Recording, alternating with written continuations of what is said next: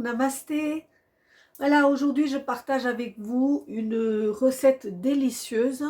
Peut-être que là vous avez envie, après les fêtes, vous avez calmé un petit peu ce que vous mangez, vous faites un petit peu attention, et après vous avez envie de nouveau de manger quelque chose de un peu plus crémeux, un peu plus riche et quelque chose d'original. Bah, cette recette, franchement, c'est une recette délicieuse de poulet, mais c'est un petit peu différent des autres recettes de poulet que j'ai pu déjà partager avec vous. Et c'est une recette idéale à faire un dimanche en famille ou quand vous invitez vos amis, parce qu'ils vont vraiment trouver que vous êtes très bonne cuisinière ou bon cuisinier.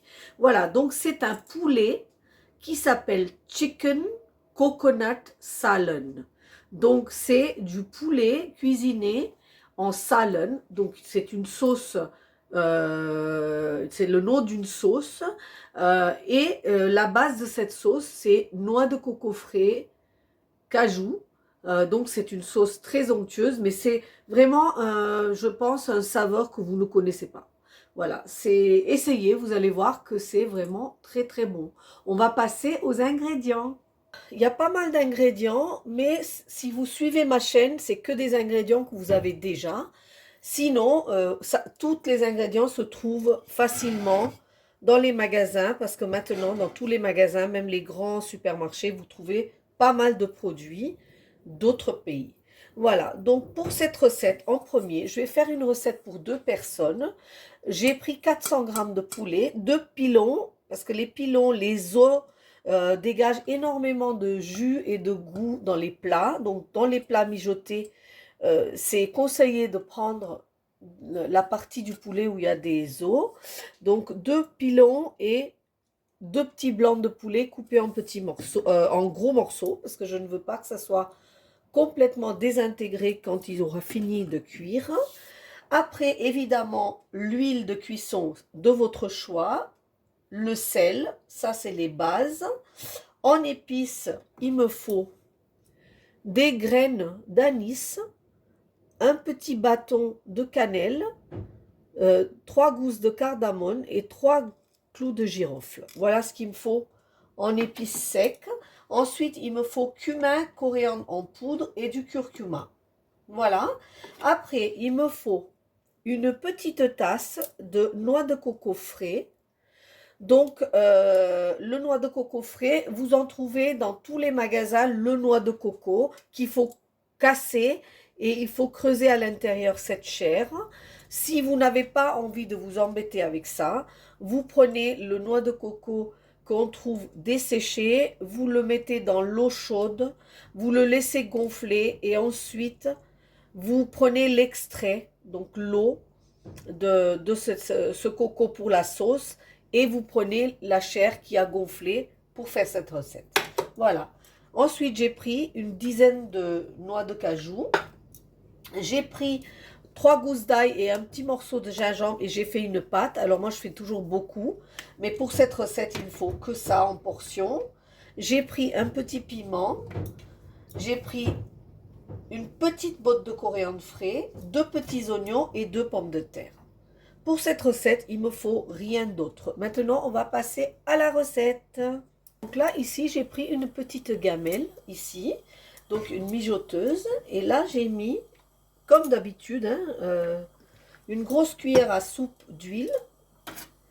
Je laisse chauffer, je teste avec mes graines d'anis, donc c'est pas du tout chaud. Je vais laisser chauffer. Pendant ce temps-là, j'ai coupé mes oignons parce que j'avance. Et je vais éplucher mes pommes de terre. Voilà, là mes graines rissolent. À ce moment-là, je mets mes petites épices du départ. Donc, mes petites épices secs. Et je laisse chauffer mes épices. Voilà. Et ensuite, dès que je vois que ça crépite un petit peu, je vais mettre mes oignons.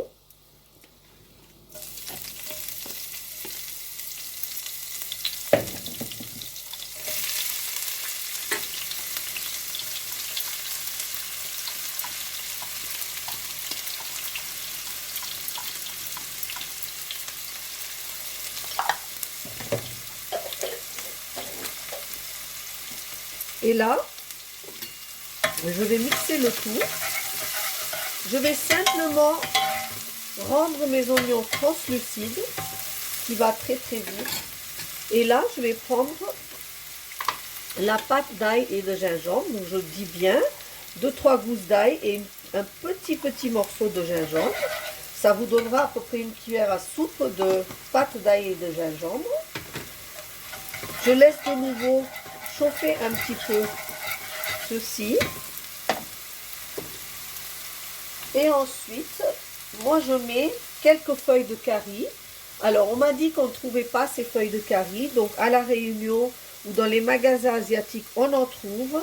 Si vous n'en trouvez pas, ben, vous ne mettez pas. Moi je vous montre la recette telle qu'elle. Donc dans beaucoup d'endroits, on trouve, là où il y a des magasins indiens, on les trouve. Feuilles de curry ou curry leaves.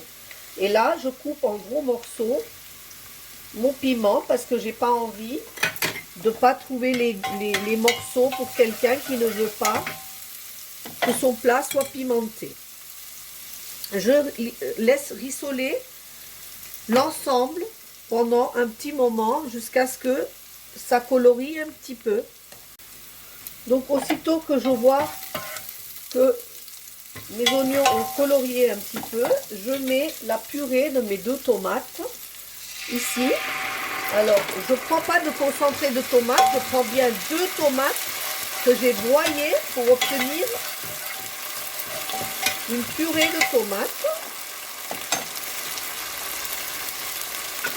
Là, je baisse le feu parce que sinon la purée de tomates, elle saute. Et je laisse de nouveau mijoter ceci.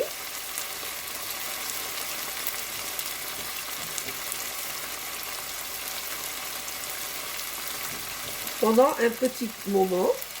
Ici maintenant, je vais mettre les épices. Donc je vais mettre une cuillère à café de coriandre, une cuillère à café de cumin et une petite pincée de curcuma. Je vais mélanger de nouveau. Alors n'oubliez pas que c'est une recette juste pour deux portions. C'est pour ça qu'il n'y a pas beaucoup d'épices. Là, je vais saler légèrement pour que le sel s'intègre dans la sauce. Et moi, pour être honnête, je mets mon pincé de sucre. Mais comme j'ai beaucoup de gens qui me disent que c'est pas nécessaire, vous en mettez pas. Voilà. Et là, vous allez voir que la couleur commence à changer dans mon plat. Et mon plat, il devient un peu plus marron. Voilà, j'ai approché la caméra pour que vous puissiez voir.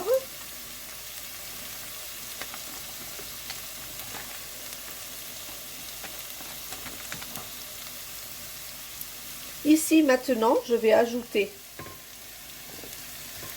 en premier les 2 pilons et les pommes de terre et pas encore les blancs. D'abord, ça, que je vais maintenant, vous allez voir, entourer de cette merveilleuse pâte de piment. Voilà, et comme on dit, je vais avancer mon poulet et mes pommes de terre avant d'ajouter le restant du poulet. Je laisse un petit peu mijoter ça ensemble, disons 2 minutes, avant d'ajouter les autres poulets. Voilà, donc au bout de 2 minutes, j'ajoute le restant de mon poulet. Et maintenant, j'intègre aussi ces morceaux dans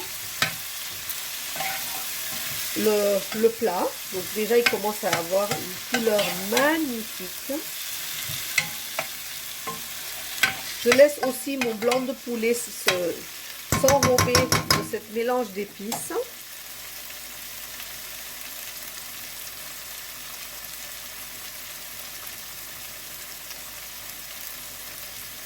Voilà, et je laisse mijoter un petit peu.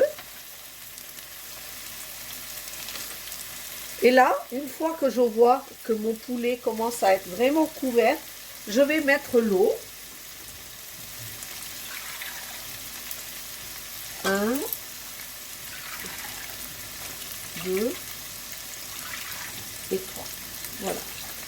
Donc ici, une fois que j'ai vu que mon poulet a blanchi un petit peu et que la sauce, elle dégage l'huile, je mets l'eau, de quoi couvrir légèrement mon poulet. Pas plus, légèrement. Parce que c'est quand même un plat où la sauce, elle est épaisse. C'est pas un plat où ça baigne dans la sauce. Donc là, à ce moment-là, je couvre, je baisse le feu et je laisse cuire un quart d'heure. Je vous retrouve dans un quart d'heure. Voilà, donc au bout d'un quart d'heure, je découvre mon plat. Donc vous voyez que les trois petites tasses d'eau que j'avais mis ne sont plus là. Par contre, je check mon pomme de terre, il est super fondant. Le pilon, il reste un tout petit peu plus de cuisson, mais on va continuer à cuire après la suite de la recette. Donc là, si vous voulez, ce qu'il faut checker, c'est le pomme de terre. Donc voilà, maintenant que ça c'est fait, ici,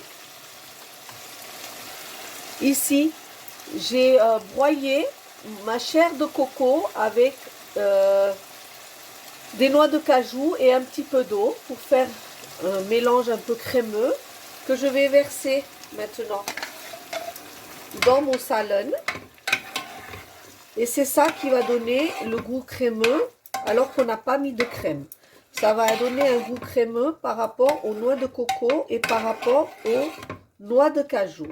Donc là, une fois que j'ai mis ça, je vais remettre un peu d'eau pour récupérer ce qui reste dans mon mixeur. Je vais remettre ça, je vais mélanger pour récupérer toutes les bonnes choses. Et je vais reverser dans ma sauce. Voilà. Donc ici, disons, il y a à peu près un fond de nouveau, un fond de liquide pour finir de cuire mes pilons de poulet. Je vais mettre cette petite coriandre au-dessus pour que ça prenne bien le goût. Donc là, j'ai cuit un quart d'heure le poulet avec les pommes de terre. Et maintenant, je cuis encore 10 minutes ça.